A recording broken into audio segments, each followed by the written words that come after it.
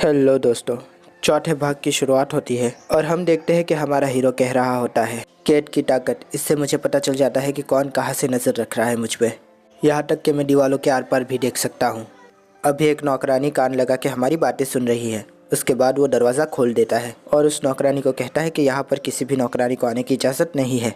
वो सोचता है या तो ये यहाँ पर अपने आप से आई है या फिर इसे किसी ने भेजा है। फिर वो एक कागज़ पे लिखता है, मुझे नहीं पता कि उसने नोटिस किया या नहीं, लेकिन तुम क्या यहाँ पर एक साउंड प्रूफ बैरियर क्रिएट कर सकती हो। तभी वो लड़की वहाँ पर एक साउंड बैरियर बना देती है, लेकिन साथ ही वो कहती है कि मैं इसमें नहीं हूँ, इसलिए जल्दी करो जो करना है। तभी साथ वाला लड़का कहता है कि वाह तुम तो कमाल हो। तभी वो खुश हो जाती है। तभी हमारा हीरो सोचता है कि सच में तुम अभी फ्लर्ट कर रहे हो। दूसरी लड़की कहती है कि आखिर हम पे नज़र क्यों रखी जा रही है। तभी वो कहता है कि तुम सोचो तो, मसीहाओं को जो ताकत दी गई है उससे उनकी रियासत को भी खतरा हो सकता है। अगर ये ताकत गलत हाथों में चली गई तो बहुत ज़्यादा मुश्किलात हो सकती है। तभी वो कहती है उन्होंने ही हमें ये ताकत दी थी बुलाकर। तभी वो कहता है कि मुझे लगता है कि वो बहुत ही ज़्यादा कश्मकश में है। वैसे मैं ये पूरे दावे के साथ नहीं कह सकता, लेकिन मुझे लगता है कि इस जगह के माली हालात ठीक नहीं। पहली बात, राजा मुझे इतना बुद्धिशाली नहीं लगता। इसके ऊपर यहाँ पर सिपाहियों की तादाद भी बहुत कम है।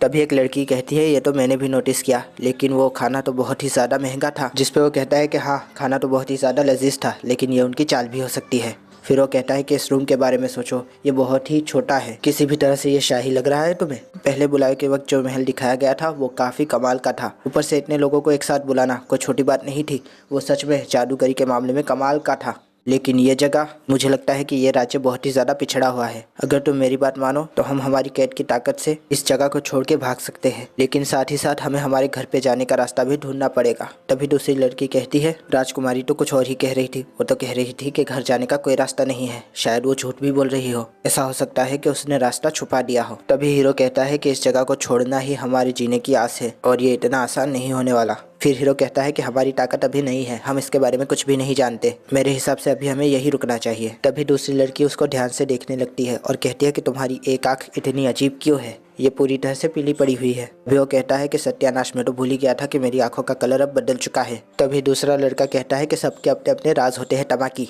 वो इन सब से गुजर चुका है जिससे हम अभी गुजर रहे हैं, इसलिए थोड़ा टाइम दो। फिर वो सोचता है कि वो दानवी आँख मुझे कौन सी शक्ति देगी। तभी उसके सामने स्क्रीन खुल जाती है। तभी वो कहता है कि ये नंबर तो बहुत ही ज़्यादा ऊंचे लग रहे हैं, लेकिन मैं नहीं कुछ भी कह सकता क्योंकि मुझे नहीं पता कि एवरेज किसे कहते हैं। ऊपर से अगर ये इतनी ही ज़्यादा ताकत थी तो मैं इतना ज़्यादा वीक क्यों था। फिर वो कहता है कि मेरे पास और कौन सी ताकतें हैं। दानवी आँख की निशानी की ताकत, दानवी आँख की श्राप की ताकत, स्किल थिफ और काले जादू की ताकत और कैद, ये सारी ताकतें उसे बुलाए जाने की वजह से मिली है। फिर वो कहता है कि तीसरा समन, इनोरी टाका फूजी, एक दानव जो कि पैदा हुआ है। इसका मतलब कि बुलाए जाने की प्रक्रिया ने मुझे सच में एक दानव बना दिया है या फिर एक दानवी इंसान। फिर एक और स्क्रीन दिखाई जाती है जिस पे लिखा हुआ होता है अगर कोई खुदा को धोखा देने की कोशिश करेगा तो उसकी ताकत 90% कम हो जाएगी और वो दिन के वक्त तो बिल्कुल ज़ीरो हो जाएगी। इसी वजह से दिन की रोशनी में मैं ठीक से अपनी ताकतों का इस्तेमाल नहीं कर पाता। और मुझे खाना भी इसीलिए पसंद नहीं आया क्योंकि उसमें सिर्फ और सिर्फ सलाद था, और इसीलिए मैं लड़कियों की तरफ माइल भी हुआ। इसलिए नहीं कि वो खूबसूरत है, बल्कि इसलिए क्योंकि उनमें बहुत ज़्यादा खून था। फिर वो कहता है कि वो बहुत ज़्यादा थक चुका है क्योंकि उसने बहुत ज़्यादा ताकत का इस्तेमाल कर लिया था। फिर वो कहता है कि मुझे बहुत बाद में एहसास हुआ कि मेरी दोनों आँखें अलग अलग है, मैं तो एक दानव बन चुका हूँ। फिर वो कहता है कि शुरुआत से शुरुआत करते हैं, एक एक खूबी को बेहतरीन करना है। हमें फ्लैशबैक की कुछ झलकियाँ दिखाई जाती है। वो कहता है कि बुलाए जाने की प्रक्रिया की वजह से मेरे पास बहुत ज़्यादा ताकत आ चुकी है। कैद की ताकत से मैं आसपास के लोगों पर नज़र रख पाता हूँ, लेकिन इसका दायरा बहुत ही कम है। दूसरी ताकत है माना से किसी भी चीज़ को हथियार में बदलना, जिसे कहते हैं क्राफ्ट वेपन।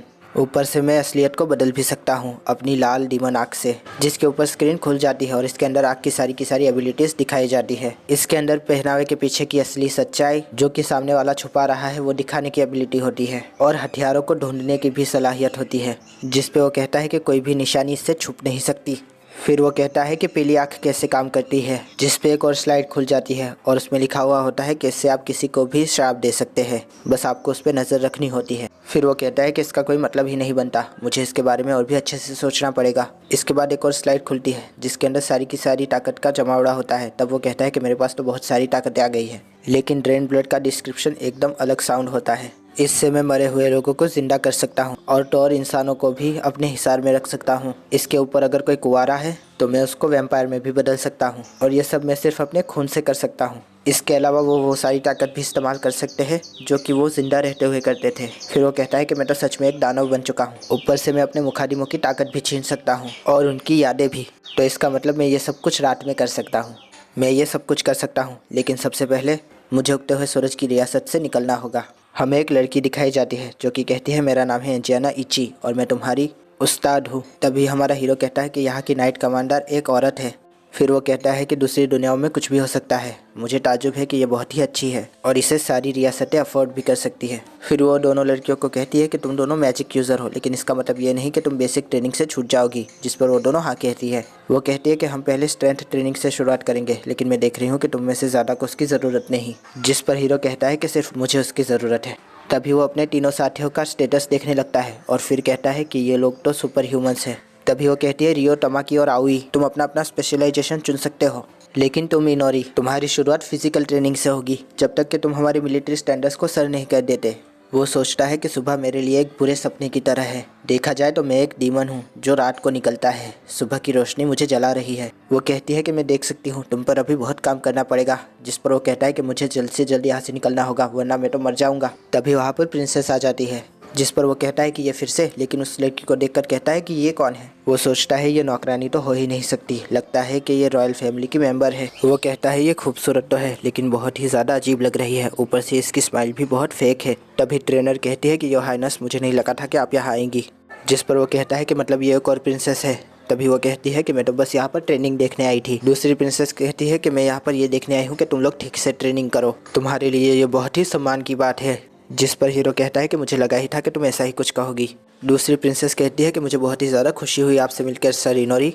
मैं उगती हुई रियासत की दूसरी प्रिंसेस हूँ, लेकिन तुम मुझे अपने दिन की ट्यूटर कह सकते हो। फिर हमें उगती हुई रियासत का पैलेस चैम्बर दिखाया जाता है, जिस पर हमें दूसरी प्रिंसेस दिखाई जाती है और वो कहती है सुबह तुम फिजिकल ट्रेनिंग करोगे और दोपहर को मेरे साथ क्लास लोगे। हीरो सोचता है कि ये तो बहुत ही ज़्यादा अजीब है। वो कहता है कि मैं वो गधा हूँ जो सबसे लास्ट आता है, बाकी तीनों को पहली प्रिंसेस क्लास दे रही है और मुझे अलग कर दिया गया है। फिर हमें पहली प्रिंसेस दिखाई जाती है जो कि कहती है कि मैं किसी ऐसे को ट्रेनिंग नहीं देने वाली जो कि मसीहा है ही नहीं। जिस पर वो कहता है इसीलिए मैं यहाँ से भाग जाना चाहता हूँ।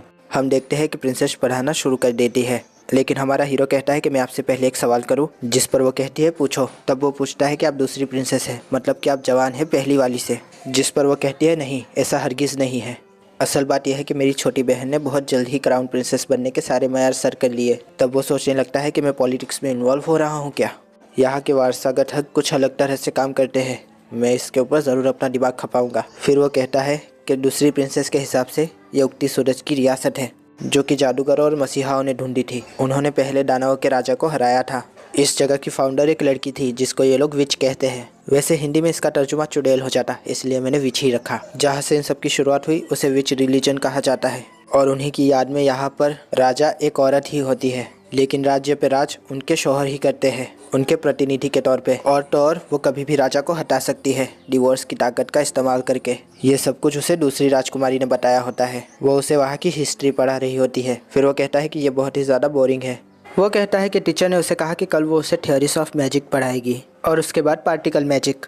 ऊपर से उन्होंने मुझे मूल जादू की किताब भी दे दी। फिर वो उसे याद करने लगता है। वो कहता है कि उसकी स्माइल एकदम रोबोट की तरह थी। मैं उसके लेक्चर के दौरान सो गया और मैंने उससे किताब भी मांगी। जाहिर है वो खुशनुमा मुस्कान तो हरगिज़ नहीं थी। फिर वो कहता है कि कोई बात नहीं, मुझे जो चाहिए था वो मिल गया। फिर वो अपनी पीली आँख का जादू शुरू कर देता है। वो कहता है कि ये मैजिक सर्कल मेरी आँख में सुरक्षित हो गया है, अब मैं इसका कहीं भी इस्तेमाल कर सकता हूँ। फिर वो सोचता है कि कुछ भी नहीं हुआ, मैंने अभी एक चीज़ को सेव किया लेकिन फिर भी मेरी जिसामत पे इसका कोई असर नहीं हुआ। वो कहता है कि मुझे थोड़े और मैजिक सर्कल सेव करने चाहिए, लेकिन फिर वो किताब को बंद कर देता है और कहता है कि इसमें कुछ भी काम का नहीं है। फिर वो कहता है कि रुको, अगर मैं दूसरी आँख का इस्तेमाल करूँ तो। फिर वो कहता है कि ये काम कर रहा है, सुलाने वाला जादू। सुलाने वाला जादू वो मैंने याद कर लिया था, वो डॉक्टर यही कर रहा था जहाँ पर मुझे ये शक्ति मिली। वैसे तो इस तरह का कॉम्प्लेक्स पैटर्न सिर्फ यादों से ड्रॉ करना मुश्किल होता है, लेकिन ये मेमोरी इमेज स्किल का कमाल है, मैं उसको साफ साफ देख सकता हूँ। फिर वो कहता है कि ये काम कर रहा है, देखते हैं ये क्या कर सकता है। फिर वो घंटी बजा देता है। फिर एक नौकरानी आती है। वो कहती है कि बताइए मैं क्या काम करूँ आपके लिए। वो कहता है कि मिस नाला, आप मुझे एक फेवर देगी।